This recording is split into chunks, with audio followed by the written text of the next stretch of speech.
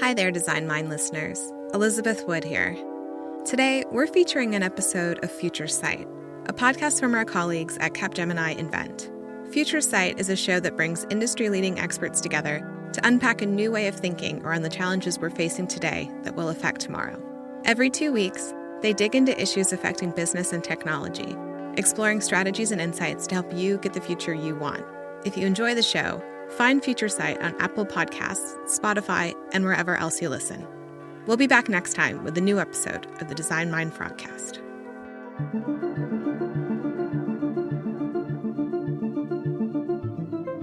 Welcome back to Future Sight, a show from Capgemini Invent. I'm Oliver Jones. On this show, we explore new ways to adapt and grow for the future in business. This week, we're doing something a little bit different.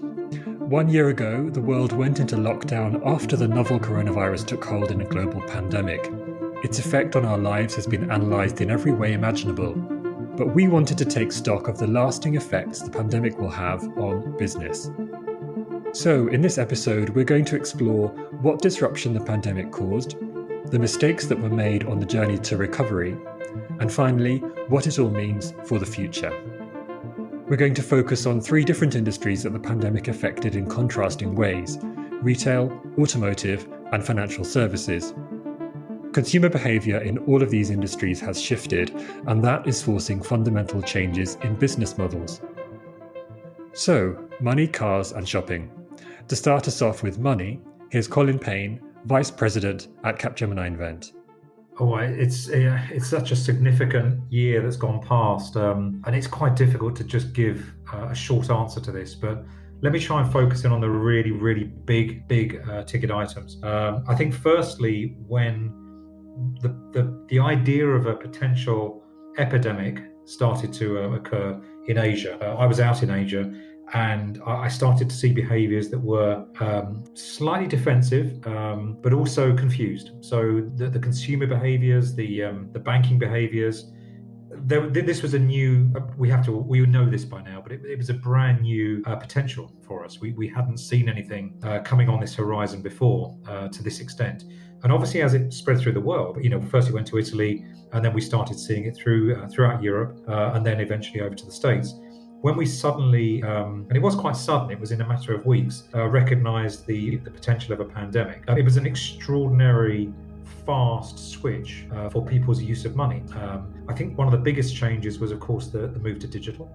So I think not only the use of digital cash, so the switching to contactless payments, for example, the switch to new channels, digital channels, and of course, as we went into the lockdown periods around the world, of course, the natural switch to non-retail experiences physically, and we were going to e-commerce instead. These were all really big pivot changes, which the banks and other institutions had to cope with as we changed our habits. So I think it was digital was the driver for those habit changes. And then, of course, everything else around that, whether it's the servicing through the channels, whether it's the ability to get advice. You're in a situation where many people didn't know which way to turn. At the beginning, there was a lot of confusion. So the role of a trusted advisor naturally falls to institutions, and banks were in the prime position to help people understand the changes that were happening to them. So really massive pivots.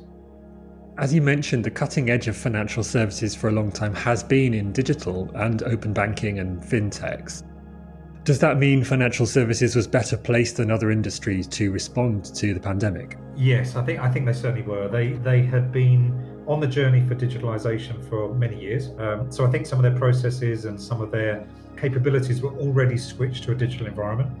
The behaviors of those who work at banks had started to migrate to a more digital world. So many of the companies that we work with are quite embracing of new digital technologies to deliver the services. So back office and middle office have already successfully transformed in many cases. But that's not to say there isn't still a legacy of technology which slows things down for rapid change. So I think what we've had is the foundations of open banking have allowed us to think about orchestration of services, orchestration of data, and the ability to quickly pivot, leaving aside the legacies. So bringing the data out of the legacy technology and representing it in more modern ways. So I think that foundation has been brilliant for them to be able to respond to customer need. And I think the other thing is, of course, there've been, I suppose people like me have been banging on about customer centricity and customer first for a decade now. So we've been really flying the flag to listen to the customer and be able to respond to their need. I must admit, I couldn't predict this particular black swan, but I have predicted black swans.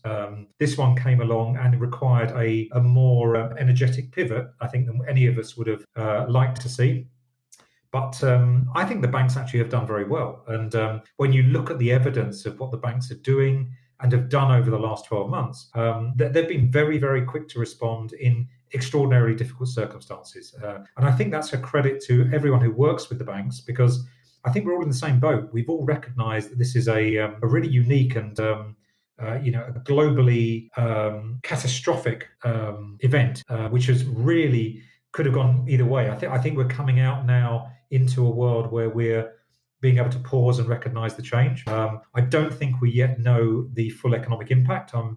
I'm pretty sure as we go through budget cycles, the amount of borrowing is so high, both individually and corporately, and for governments. We're all going to live in a world where we need to understand how to pay that money back. I think for now, I would say those early days, those short-term changes were really well founded on good open banking, good digitalization, and a recognition that the channel had to change very quickly. And the banks did a very good job. While financial services companies were busy trying to digitize their services, there were big changes happening within their customer base, and those changes would have a great impact on the products they provide. So I think one thing that we really have to keep in mind when we talk about this pandemic is that it's definitely been a tale of two cities. So on the one hand, you have people like me who were able to work from home, still get paid, luckily weren't furloughed or laid off, and able to just keep living life. This is Nina Mohanty, founder of Bloom Money, formerly of Klarna and MasterCard. Mostly as normal, just without any social contact. And then you had the other city, which was those people who worked in hospitality or service jobs, who saw themselves furloughed or let go wherever they were in the world, or frontline workers who still had to go to work, or people, who were oftentimes low income already and then all of a sudden out of a job. And so I think the unifying theme was that everyone suddenly had to take stock of where they were with their finances.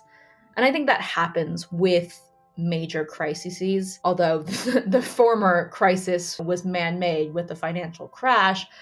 This time around, it was, okay, even if you are in a position where you're sitting at home, things are okay, you did stop and think, oh, wow, I should probably have a think about my finances, and am I financially resilient enough if this were to happen again?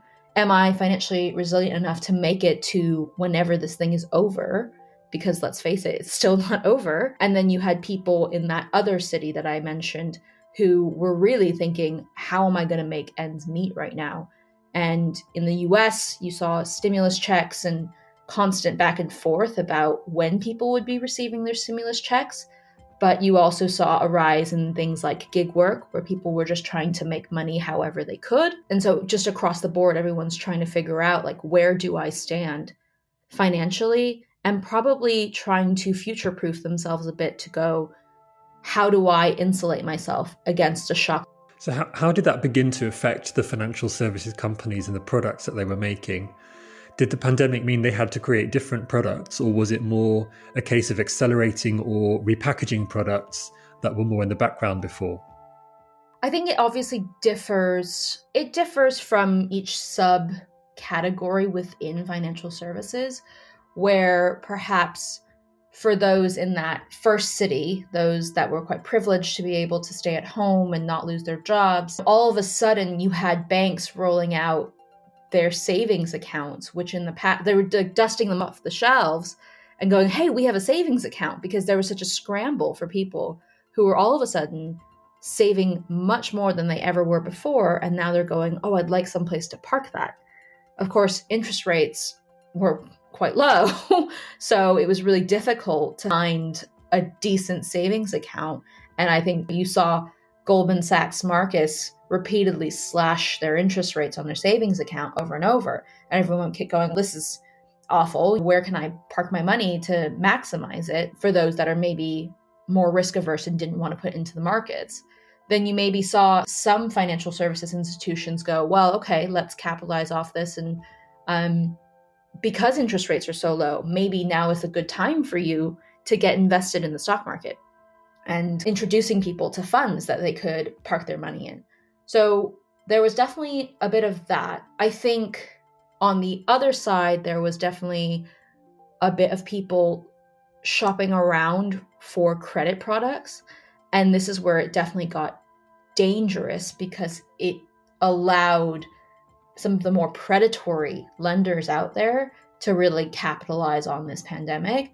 And there's always a need for credit. Actually, I would argue that access to credit is one of the key pillars of financial inclusion. But when people are in a very desperate situation, as this pandemic put a lot of people into, then that can mean accepting terms that you wouldn't ever dream of accepting before. And so I think this pandemic did allow some people to dust some stuff off or take it out of the storage, but also roll out some good things as well. There were some interesting things I liked seeing, things like paired cards or like kind of carer cards that became quite popular for people to issue another card into the same account so that a carer could go to the grocery store for those people who are vulnerable or elderly or needed to shield at home. So there were definitely highlights, but I think it was an opportunity more to remarket and repackage existing products. Financial services wasn't the only industry that was immediately affected by changing consumer behaviour. Automotive players and the personal transportation systems we use were suddenly sidelined, and demand for mobility was smaller than ever. Cars went from being a constant in our lives to a stranded asset. To unpack that relationship, this is Timothy Morey, Vice President of Global Strategy at Frog. I think it's interesting to look back on the almost year now that we've been in lockdown and impacted by this pandemic. And at the outset, when this first began, I think the automotive industry was hit hard. There was fear of how deep is this recession going to be? Are people's lifestyles going to change? If I'm working at home and not commuting to work, do I really need that second car? Would demand just plunge? And there was a lot of, I think, stress and fear around how much capital do I need to put aside to make sure that my automotive company comes through this at the other side.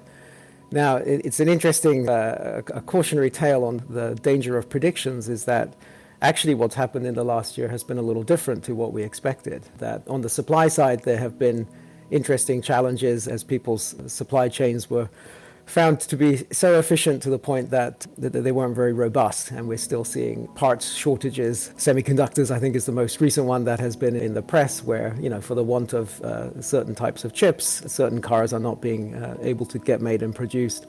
But on the demand side, it's actually not what we expected at all, and I think we saw in the second half of last year a surge in demand that the new car market couldn't really keep up with, and that even resulted in greater demand for used cars, and the dynamic of that market has shifted. And as we now enter the second year of this and things start to ease up, I think we'll see more change. But there's been just interesting shifts on both sides of the equation, both the demand side and the supply. Let's talk about the demand side, because that perhaps isn't the most obvious outcome that you would have expected from a period of economic turbulence. What's changed in our relationships with our vehicles?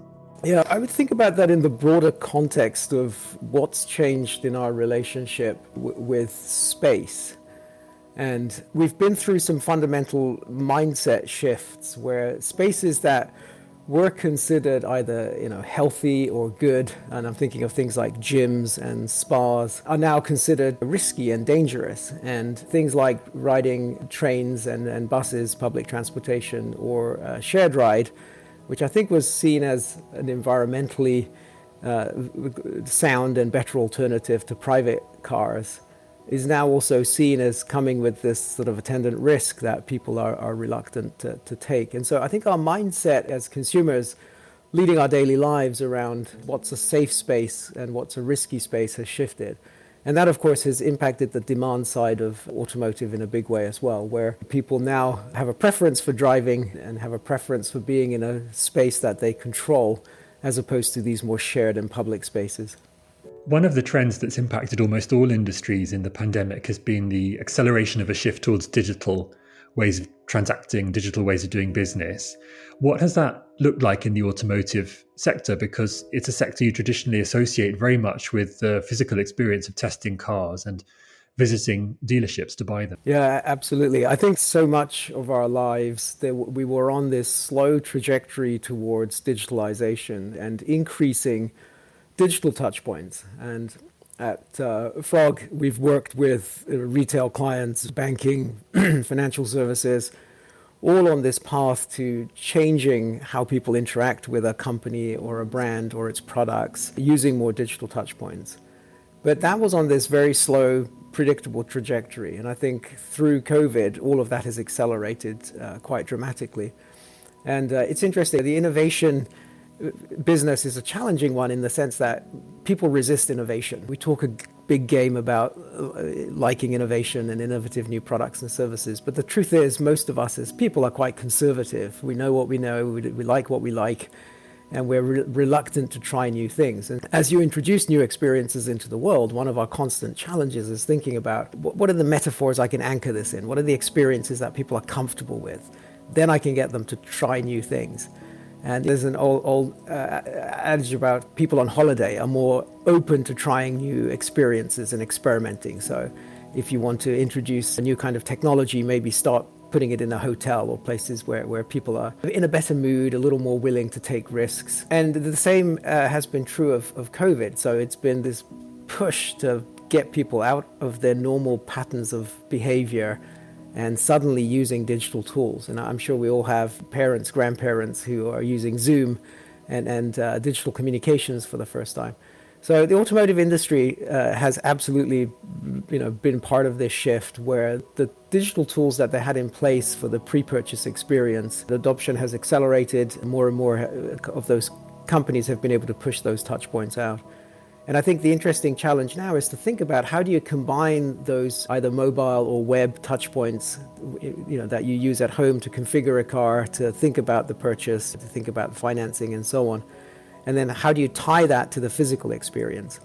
And it can be something like a showroom where you come in and your pre-configured car from your phone is available on a large screen and you can do a mock-up, or maybe it's a 3D mock-up that you see in the space, or an AR, VR mock-up.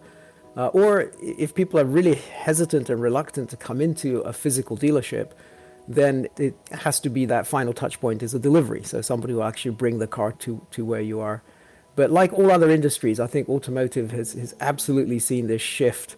And the old model of going to the dealership, taking a car for a test drive, and then gearing yourself up for this negotiation battle, I think has fallen by the wayside. And perhaps we'll come back to that. Maybe there'll be people who enjoy that process. But I have a feeling that the great digital touchpoints that have been rolled out through this pandemic will persist, and it will be this blended experience in the future of both digital touchpoints and physical. It wasn't only the way we buy a car that got disrupted. The supply chain and manufacturing of vehicles presented a different set of issues. It was initially really impacted first by the missing consumer demands that really was hitting them hard. And second, and that was really bit in a slightly delay, it really hit the entire supply chain operations for the automotive industry. So the OEMs first, but then it really rippled down the entire supply network. This is Sven Dahlmeier, Senior Director at Capgemini Invent, on the pandemic's effect on automotive supply chains last year. And that was really, because of this global cadence, really something new and we have not experienced before. The interesting part, at least for most of the OEMs, they still had a backlog of cars, and we had a so high demand before COVID in cars to be produced, at least for the volume and the premium ones, that shutting down the plants more or less felt for them that they could not produce the cars that they had in the books already. So in that sense, it means there was really a delay in cars to be produced and shipped to their customers. only with a slight latency time, that the full impact of missing parts from certain regions really hit the entire industry and that part. So that was not immediately hitting the backlog. How quickly did COVID-19 cause problems in the supply chain for automotive? That's a good question, also tricky to answer. We first have seen that in China, where the entire pandemic situation started. And knowing that, there was a kind of a pre-warning for Europe, but also for the Americas. However, the full and true impact of what would that mean for the entire network in Europe or the manufacturing plants in Europe, I think that was hardly to grasp and understand and imagine beforehand in that part. So if there was from China to Europe, maybe a roughly 3 months notice time in a certain way. Could we imagine what that really means? I think in that full extent was really difficult to grasp up front. We know more, but looking back 1 year, because it was roughly 1 year ago in Europe when we closed the plants here, that was really a fairly new situation. Which parts of the supply chain were most affected? First of all, and that is really due to the global network or supply network, lots of parts are produced in Asia for the automotive industry. That was really felt very early, just saying these roughly 3 months notice period, that some of the supplying plants in Asia had been shut down, and this really caused some troubles. Not all parts are sourced here in Europe. So this impact could be seen. And especially if you ask me regarding special parts, I would not even say that was just, specific parts for some or the other area. It did really hit the broad value of the supply chain, depending on the sourcing policy of the suppliers and the OEMs. Paint a global picture for us then, because in an automotive company, you're sourcing components that have been made all over the world and designing the supply chain to optimize costs by manufacturing things in different places. And probably many companies never anticipated a situation like the pandemic that would affect the global interconnectedness of these supply chains. Yeah, I think that's a fairly good question, especially on the design of the global automotive supply chain. So the global automotive supply chain is really a broad network grown over years, and it's really cost driven. So it's really the question, what is the price per part? And that led to a situation that we usually do not have multi sources. We have a single source or maybe a dual source for parts in that area. And that means that really the impact of the pandemic situation really hit the entire supply network. And second part is that due to the way how we supply in the automotive industry, really down to the line, it's especially in the last chain part where we have the just-in-time, just-in-sequence part. And then really that really hits the automotive industry. There's not much stock left the last miles, if you like, before the line. So if your chain stops down the line before in tier 2, tier 3, tier 4, then this really ripples down the entire network. One industry was brought to its knees like no other. In retail, especially physical retail stores, the ripple effects were different. While we rely on physical retail, the shutdown forced the retail industry to look to its own future. I spoke to Jona, Vice President at Frog, about where retail was moving.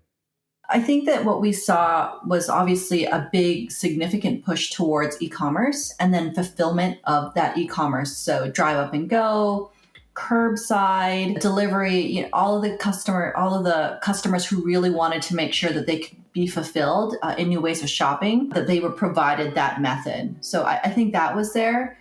But we saw a big rise in social commerce or social media shopping. People were at home, so you see them engaging and wanting to look at more stories and engage with people and see the stories on Instagram, on TikTok. We saw that rise in TikTok out there and Pinterest. And really, I think that during the pandemic, the companies who really did not invest in digital previously really struggled when we saw that shift because they just weren't prepared to really move fast and engage their customers in new ways and make sure that they can create that awareness of their brand and that their brand was there to be their partner through the pandemic. We talked about the shift towards digital channels. Did that shift towards digital purchasing empower the large incumbent players too much? Did it divide or separate the players in the retail industry? To an extent, it did. Obviously, those who had invested in digital and in making sure that they were ready for those new fulfillment methods with the drive up and go and the curbside, and then had the operations related to shipping all there, they did well. People wanted free, fast shipping, so that worked well for them because they had worked out all those operational kinks, which really, I think those who didn't invest in that struggled to really make sure that they could win over the customer who wanted that next day item at their homes. But I also think it opened the doors to new startups and new players who really were playing with new ways and new storytelling, using the social media methods, pop-up stores to really engage customers. So I think that the big players did fairly well, but then also the small players who are trying new and different ways to engage customers, it opened the door for them. Let's talk about the players that struggled most in the pandemic.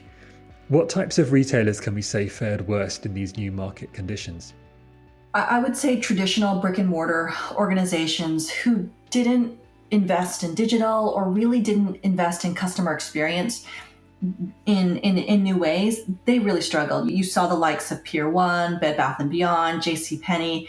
They just did not have that operational mode to work in new ways and drive greater awareness in new ways and customer engagement in new ways. So I think that they were the ones who were affected the most. Do you think part of the story is that some of these retailers are struggling to adapt anyway, and then the pandemic accelerated the changes that they were struggling to adapt to? Yes, I really think that, and I know for a few of my retail clients, those who made that investment and those who really thought about how do I engage a customer, they thought about new ways of working, they shifted their operational model, those ones fared far better than those who were just doing the status quo. They weren't able, the ones who thought that they could just do as is for the next 5-10 years, those are the ones who really were accelerated with the challenges and really felt it really hard. As the year of the pandemic rolled on, industry started to get a handle on what they needed to do. But as part of that process, they also made mistakes. In financial services, people depended on their banks as a lifeline, but products that began to lay heavy burdens on consumers' credit were offered up with very little education on the lasting impact they could have. Here's Nina. We already saw a shift, right, in people moving their retail experiences and their payments experiences online or to like mobile devices or whatever. But one of the subcategories or categories that's really thrived during this time has been the buy now, pay later space. And it's been super hot to watch with Affirm going public and Klarna raising tons of money and just lots of exciting news. I read today that Stripe is hiring for a buy now, pay later product manager. And so that's raising eyebrows as to what are they getting into that space, or are they matching Adyen and their competitor who has really good relationships with existing buy now, pay later providers? And it's a strange one because when you think about each stakeholder separately, retailers were suffering. And a lot of retailers also, this past year has been the push that they needed to get online, to have an e-commerce store, to hire someone to go, how the hell does this Shopify thing work? And so they still needed to sell their goods. They needed to figure out how to do that online. They had no footfall for months at a time. And then you've got people at home who still needed things. My goodness, if you could count the number of Amazon boxes that I received over the past year, I could build my own luxury mansion out of Amazon boxes. But you had all these people, and then also maybe younger people or people who were laid off who all of a sudden didn't have as high an affordability that they used to. So then buy now, pay later was able to sweep in and say, hey, we're helping you afford the things that you need at this time. I think there was some poor messaging across the board from a lot of the buy now, pay later providers, where it was a bit of, hey, hang on, we are still in a global pandemic and we are still entering a recession or now in a recession. should we be encouraging people to buy things that they don't need? So with some of the fast fashion sites, there probably were some scratched heads going, why does someone need a bodycon sparkly dress right now? I'm not quite sure if that's what they want to wear to work. By all means, they should. But it was that question of, should we be taking out short-term credit for that? So I think that was one mistake, and it could have had a lot more grace attached to it. I think another area that was super interesting was, of course, we've seen the saga of Robinhood in the past few months unfolding, and like all of the drama with GameStop. And I think it was a super interesting thing to see for me as someone who works with a lot of low income populations, to sit on both sides of that conversation, of that story unfolding, and see people getting really into Robinhood or whatever equivalents here, whether that's Trade Republic in Germany or free trade in the UK, and getting really into it with their excess money. And I think it was an opportunity to really teach financial literacy and to teach what it means to invest in markets. And it was an opportunity that was many times squandered. So I think from a PR, marketing, comms perspective, that could have been handled much better as well. This theme of lack of education in financial services began to grow. It started to widen the gap between the two extremes of the market. Consumers started to look to more risky approaches to their finances as the industry struggled to communicate. I think overall, the ones that have a modern customer voice. What do I mean by that? I mean by that the banks that were, or the institutions that were able to discuss with their clients and their customers what was happening, keep them informed, keep the dialogue going. I mean, this is a very modern concept for banking. This isn't something you would have seen 20 years ago. But, if I point to someone like a Starling Bank or Monzo, any of the new digital banks, actually, they had a really strong, presence in their customers' mind. So they would stick with them through the difficult times. You felt there was someone there at your side, and they were at the channel you needed. So they appeared on your feed on your phone. So you would get this conversation. You could immediately speak to somebody when you had a problem. And of course, at the beginning of this, most people's minds were on survival. We were concerned about survival of ourselves from a health point of view. So did we have the right kind of health cover? Did we have the right kind of insurances in place? What would happen if the worst happened to you? How would your family be? These are really major concerns when you're looking down the barrel of a pandemic. Then, of course, the people who run businesses or that were furloughed or that had to move out of a situation. I've got a lot of friends, for example, who are in the creative industries who still are finding it extraordinarily difficult because there is no furlough for them and they aren't able to do what they used to do, which was perform or to create art. So now they're looking for different ways of being able to do that. But at the time, they needed cash flow. They needed to be covered on their debts. Those kind of things were really short-term need. And the ones that thrived were the ones that answered those questions. Whether that's a lending proposal that's clear and fair, or whether it's simply providing good quality transactions at a low cost, whether it's providing somewhere to put your unexpected furlough money into so you could at least keep it at the right level and save. Those kind of things. It was those real basics, what I would call brilliant basics of banking. Those are the things that really thrived. And then, of course, you've got some more exotic new animals that came onto the park. And of course, they caught attention because if you suddenly see an opportunity where, let's say, for example, peer-to-peer lending or maybe some of the investment platforms came along and offered really easy ways to immediately invest your money and maybe create some wealth from that. Now, of course, that comes with a caveat, and we've all gone through the discussions of a post-Robinhood Coinbase era where you've had meme stocks which made a lot of money for certain people and others who have lost money. So you've got to be very careful. But again, it goes back to trust and the provision of a very good service that's easy to understand. Financial services wasn't the only industry trying to make rapid changes in the way it spoke to its customers. Retailers scrambled online to try to gain more direct lines of sales with their customers, and this forced digitization didn't always go so well. I think that customers who just doubled down on e-commerce and thought that was going to solve everything, that wasn't the solution for them. They thought, okay, I'm just going to double down on my website, and that's going to be the way to solve it.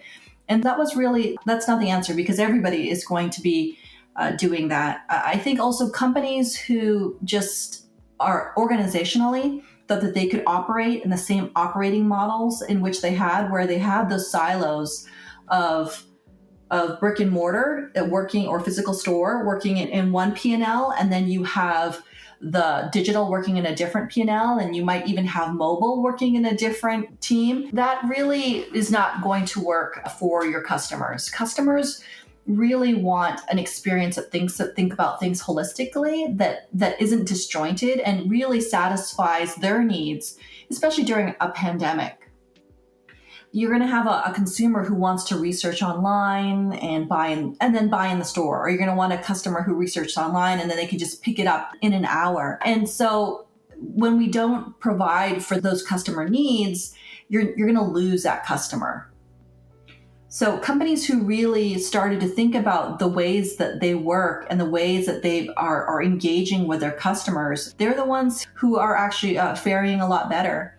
I think the other thing to think about is that the way that customers view these organizations and these brands has really changed. You can see with the Gen Z segment that a lot of them are really focused on big social causes, Black Lives Matter, sustainability, and they want to work with those brands. They want to work on brands that really traditionally have a great purpose, because 2020 really shifted the way that our relationships are with the brands that we love. Across all three of our industries, behaviour began to converge. Customers, consumers, companies and manufacturers focused more on needs than on wants. As our options narrowed, so did our choices. This is where the underlying change that will have a permanent impact takes hold. The new behaviours learned during this time sometimes improved effectiveness, but the shutdowns created large setbacks in terms of production and availability. Nowhere was this more evident than in supply chains, as shortages of parts and new health and safety measures are still creating strain. Yes, definitely. I guess definitely there's a change there. One was for sure that the way how we had to handle health and safety measures in the plants and the factories, that has changed. Even nowadays, it's some of the plants not running full capacity because we have really the workforce split according to the safety and health regulations in there. That also means maybe not for the blue colors, but for the white colors, there are new ways and models of working. We can do a lot remote, a lot more than we could imagine before COVID. And that was always was maybe a philosophical discussion. Can people work remotely? Are they really producing things? Are they really reliable? Are they reachable in their part? I think COVID has shown us now since a year more or less that this is really working very well. We can run businesses also remotely to a high extent, while not building cars or producing yogurts or anything else, because there you need really the people on the shop floor. And that has changed, definitely. So I think this might also be something that lasts a bit longer or will be improved. And the second part is really the barrier to use technology has also be lowered a bit. Using analytic solutions, using robots or RPA solution, now really closing the gaps in terms of interfaces or in terms of organizational challenges, that these things are now addressed and solved as quickly as possible, because they are really limiting currently the capabilities of the organizations. You need any brain you can get to find new solutions, to be innovative in a certain way, and not letting the people, moving things from left to in a really more or less simple or brainless manner, but that's a bit harsh maybe, but really free up capacity with what we can do with the technology that is available. That's not just since COVID that we have that, but we didn't apply that to that extent. And one more dimension in this perhaps is sustainability, because this crisis really shone a spotlight on the globally interconnected nature of our economies and on how complex supply chains are and whether that's really sustainable. So do you think it's changed the conversation about how supply chains can be more sustainable as well as resilient? Absolutely. I think that, and that is, I guess, not because of COVID or because of the pandemic situation. The entire sustainability discussion started already a couple of years ago with Fridays for Future, maybe the most prominent one. And so it definitely has. And if we consider that we now understand maybe how big the impact is on global networks like the automotive industry in a pandemic situation, then this facet of sustainability will allow us to really be more creative and more innovative and really factor that in and use that as a kind of an eye-opener as well as an accelerator to really rethink certain things, where to supply from, how many suppliers do you need? Is it more local? Is it more near or offshore, so far away or far reaching? That are discussions. However, we need to be fair. The automotive industry is a global network grown over decades, and there's a good reason why there's a wide distributed supply network globally in that area in the part. And moving today to tomorrow from, I don't know, Asia to, for example, Europe or to Germany or to the States is sometimes simply fairly not possible on a short notice now, because it's a huge investment in infrastructure. It's a big cost impact on that part, and it's not only moving a plant. You also need to have the suppliers around that plant, not only as an OEM, but also if you be a big tier 1 or tier 2 supplier, you need a lot of supplying material around that. So I guess this is something that I'm a bit careful saying that the entire global network will change immediately. However, things like carbon footprint in the supply network, parts traceability down to the raw material, which we have seen already before COVID, like the cobalt in the African countries or silicium in the South American countries. I think this will now, after a certain kind of stabilization, which we have reached now, this will move into the forefront of the discussion, and that will have an impact. We will definitely see changes here driven by sustainability. When restrictions are eased and people can move around more, they'll increasingly be looking at personal vehicles as a safe space, one they can control, creating a renewed interest in the industry that prior to the pandemic had been pursuing more distributed models like ride-sharing. You've thought a lot about the emotional aspects involved in purchasing a car. What is it beyond actually buying a car to get around in that prospective buyers are looking for? What needs have to be met? Yeah, so I think in the pre-COVID world and historically, car buying, depending on the culture, has associations with it. In the United States, historically, it was associated with things like freedom and individual choice. That had been eroding. We had done a number of projects with car makers who were deeply concerned that millennials and Gen Zs were not buying cars, and that people were not interested in owning cars. It was no longer this milestone in your life that it had been for Gen X and baby boomers. So there had already been concerns about our people's emotional relationships with their vehicle changing. And that had led to interesting new services that were less about the specific individual vehicle that's yours and more about access to vehicles, and car makers who would sell you a car, but you also get a subscription package so that if you're going to go to the mountains, you can get a SUV for that, or if you're going to go to another city on a trip, you can access their fleet. And we had seen experiments with models around fleets and sharing your private car when you're not using it and so on. So that relationship had already been on the change. Now I think COVID has changed things up yet again, where now there is this greater sense of the car as a safe bubble, as a COVID protecting MySpace that is keeping me sheltered and safe from the environment. And I think that's an interesting change that the car makers can capitalize on and meet the needs that the passengers have. And I see it manifested in a number of ways. So I live in California, and typically we don't see too many out-of-state number plates because California is a big state. It's a long way to drive here. People would fly and rent a car. All of a sudden, 3-4 months into the pandemic, I started seeing license plates from New Jersey and from the South, from Georgia and from Louisiana. Plates I'd never seen before, and just multiple cars driving around. So I think people have opted to take these long-distance drives, hours and hours of driving, rather than flying, so that they can have a safe and sheltered space.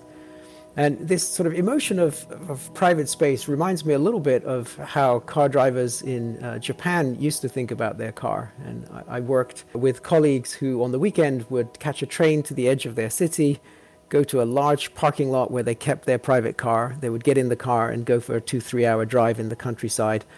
And it was all about private space. They could play their music loud. They could have friends there. They often lived at home in apartments with multi-generational families.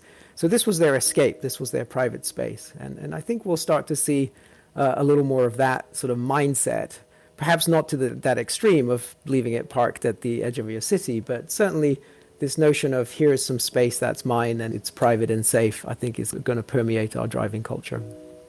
Interesting, isn't it, that as you say, buying your own car and being able to go wherever you want is the ultimate in our culture of personal freedom. And yet this kind of demand for buying a car has really rocketed in a year when so many of our personal freedoms have been taken away and we've had to stay at home and wash our hands. But maybe that's partly why people want to have a car even more now.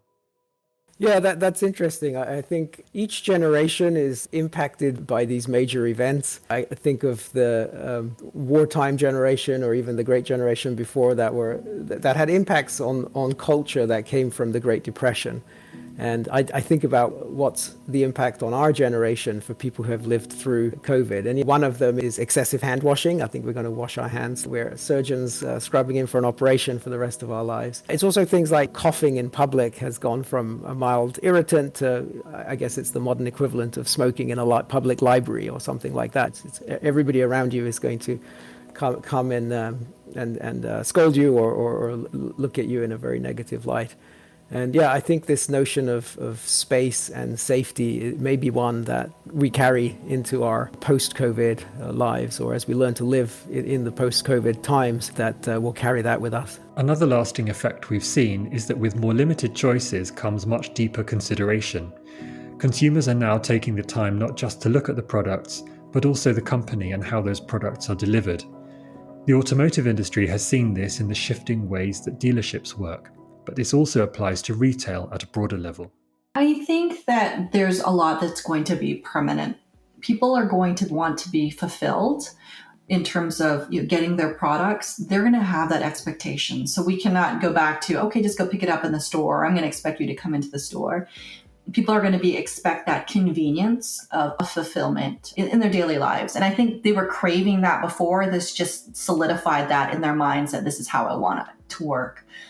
I also think that engaging in these new methods of being truly omni-channel and truly thinking about the blend of the physical store and digital and new methods and personalization, I really think that's going to stay too. I think customers are enjoying that, are going to go towards the companies that provide that to them. But right now, I think the biggest thing that we see is that the retailers need to stop thinking about store separately, web separately, mobile separately. They really need to think about what is this customer journey from an experience point of view that I'm trying to fulfill so that I can keep them engaged with my brand.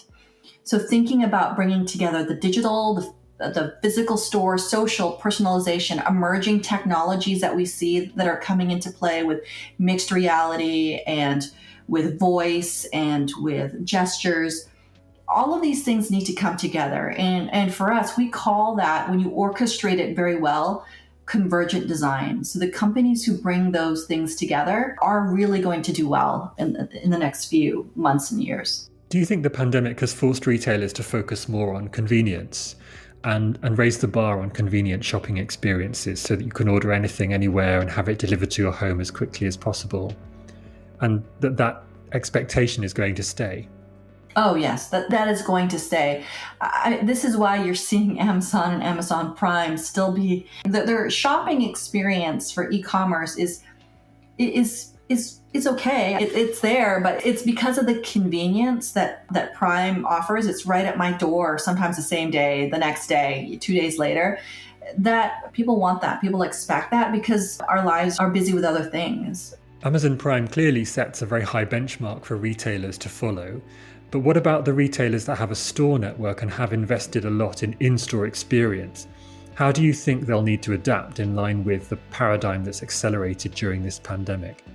Yeah, I think that if they need to think about bringing together that, generating that excitement, whether it's online through storytelling, through using social media like the TikToks and Instagrams of the world, creating that awareness and that engagement digitally, and then having it maybe pop up in these physical stores in new ways. We're seeing, I think last summer, Netflix doing that whole Stranger Things event, I think down in LA, and that was really sold out. But people want to go into the store to be excited by some sort of event. So whether it's live streaming something or connecting with users that way, or bringing them in and they're engaging with a virtual mirror, or there's a workout class that is happening in the store and you get to try on all the clothes during that workout event. Or I think that we're going to see that when you are really engaging those customers, you can use that space to your advantage.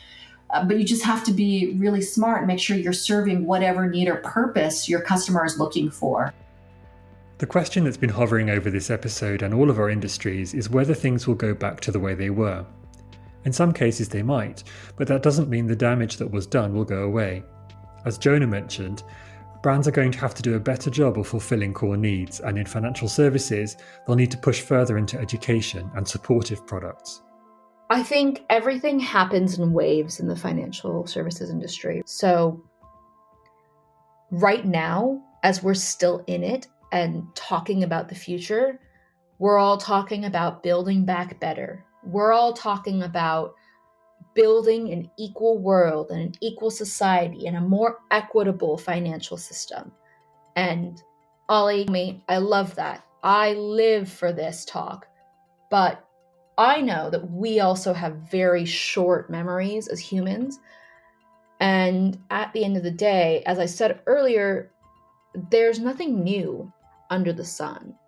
Banking, for the most part, has remained the same for the past few thousand years. Financial services are just the UX will hopefully improve and adapt to the way that we live, but the underlying principle will still remain the same. I think what I'm hoping, though, if I'm allowed to be a bit optimistic, is we have seen how bad it was.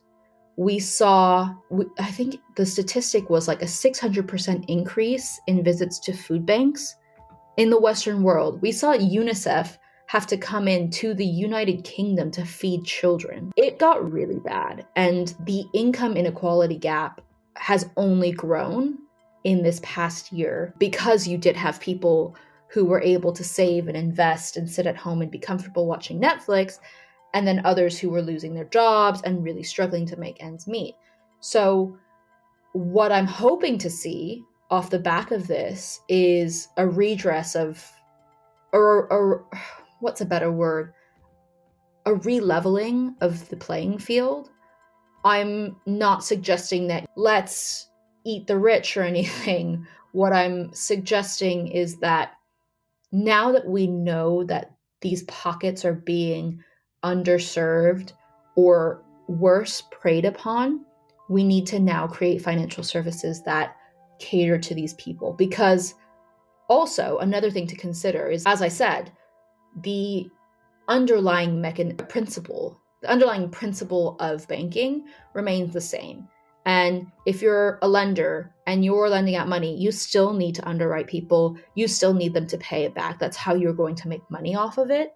So if you suddenly have a whole class of people who cannot pay them back, their only options are payday lenders or predatory lenders, that becomes very dangerous. But that also is you losing out on your share of the pie, because these people are just cut off completely from your services.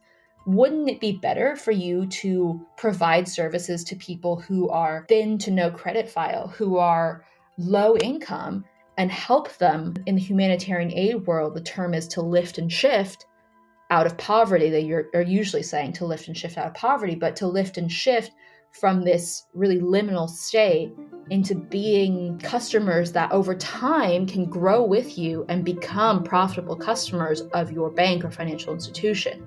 Someone who needs access to quick credit can over time become someone who takes out a mortgage or a car loan, and that person can be profitable, can add to your bottom line. So I think we have to be logical about it as well.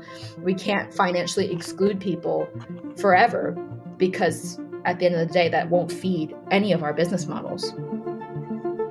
Looking back at the major shifts and the impact that the pandemic will have, it's about more than systems and technology. It's about us as people. The pandemic was such a shock to the system that it changed our behaviours in so many ways, from accelerating new ways of doing things in some areas of our lives to withdrawing to safe spaces elsewhere. That change and impact is not over. As we make choices on our way out of the pandemic, we will have to examine the true needs of people and customers all over again. Now we'll always be more conscious of wastefulness or lack of sustainability in our processes, whether in terms of resources, time, or money.